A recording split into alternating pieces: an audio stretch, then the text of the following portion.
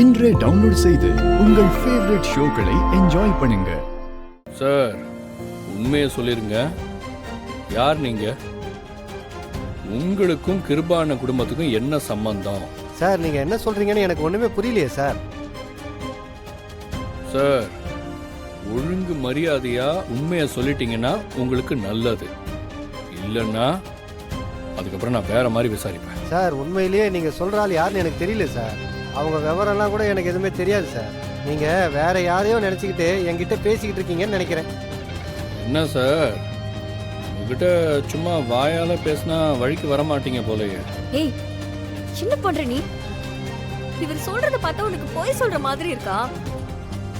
மரியாதையா பேசு. உண்மையை மறைச்சா பின்ன என்ன பண்ண சொல்ற? நீ ஒன்னும் பேச வேண்டாம், நானே அவர்கிட்ட சரி பேசுறேன். சரி, நீ வந்து கேட்க. வா வா வா. சார், இப்போ நாங்க எதுக்காக உங்களை பார்க்க வந்திருக்கோம்னா, உங்க போன்ல இருந்து வந்த கால்னால ஒரு பொண்ணோட கல்யாணமே நின்னு போச்சு. அந்த குடும்பத்துக்குள்ள பிரச்சனை வந்து வீட்டு ஆம்பளைங்க பொம்பளைங்க எல்லாரையும் சந்தேகப்பட்டு சித்திரவதை பண்ணிட்டு இருக்காங்க. சார், 2 நாளைக்கு முன்னாடி அந்த போன் கால் உங்க போன்ல இருந்து தான் போயிருக்கு. உங்களுக்கு திவாகர், கிருபா, கருணான்னு யாராவது தெரியுமா? அவங்களுக்கும் உங்களுக்கும் ஏதாச்சும் பிரச்சனை இருக்கா? இங்க பாருங்கம்மா, இப்போ வரைக்கும் நீங்க என்ன சொல்றீங்கன்னு எனக்கு புரியவே இல்லை. ஆனா என் ஃபோன்ல இருந்து ஏதோ கால் போயிருக்குன்னு மட்டும் என்னால் புரிஞ்சிக்க முடியுதுமா. நீ சொல்ற அதே தேதியில என் ஃபோனை வாங்கி ஒரு லேடி கால் பண்ணாங்க. ஒருவேளை அவங்க கூட அந்த காலை பண்ணியிருக்கலாமா?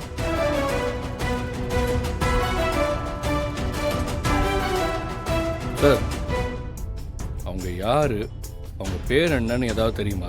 அதெல்லாம் எனக்கு தெரியாது சார். அன்னைக்கு நான் வீட்டுக்கு போகிற வழியில் ஒரு கல்யாண மண்டபத்துக்கு பக்கத்தில் நின்றுக்கிட்டு இருந்தேன். அப்போ ஒரு லேடி வந்து ஃபோன் பண்ணணும்னு சொன்னாங்க. அவங்க குரலில் ஒரு பதட்டம் இருந்துச்சு. நானும் என் ஃபோனில் பண்ணிக்கங்கன்னு கொடுத்தேன். அவங்களும் ஃபோனில் பேசிட்டு திரும்ப என் கையில் கொடுத்துட்டாங்க. அவ்வளோதான் எனக்கு தெரியுமா.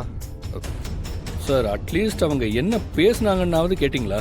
மற்றவங்க பேசுகிறத ஒட்டு கேட்குற பழக்கம் என்கிட்ட இல்லை சார். ஆனால் அவங்க வாய்ஸ் மட்டும் எனக்கு நல்லா ஞாபகம் இருக்குது சார்.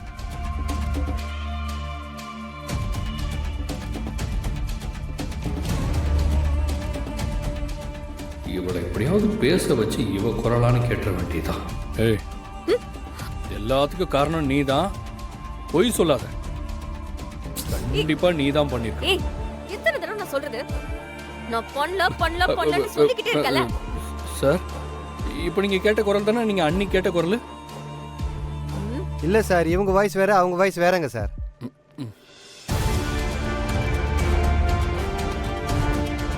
இவ்வளவு தூரம் வந்து சொன்னதுக்கு ரொம்ப நன்றி. உங்களை நாங்க ஏதாவது கஷ்டப்படுத்திருந்தா எங்களை மன்னிச்சிருங்க. சரி, நான் கிளம்புறேம்மா. நன்றிம்மா, தேங்க்ஸ்ப்பா. இப்போவாவது நான் சொல்றது உண்மைன்னு நம்புறியா? அது அன்னைக்கு நீங்க உங்க அம்மா போட்டோ மேல சத்தியம் பண்ணப்பவே எனக்கு நம்பிக்கை வந்துருச்சு. இருந்தாலும் சும்மா ஒரு கிளாரிட்டிக்காக தான் கேட்டேன். அப்போ இதுக்கு பின்னாடி இருக்கிற அந்த லேடி யாரு? எதுக்கு அவங்க சித்ராவோட கல்யாணத்தை நிப்பாட்டணும்? அவங்களுக்கும் கிருபான குடும்பத்துக்கும் என்ன சம்பந்தம்?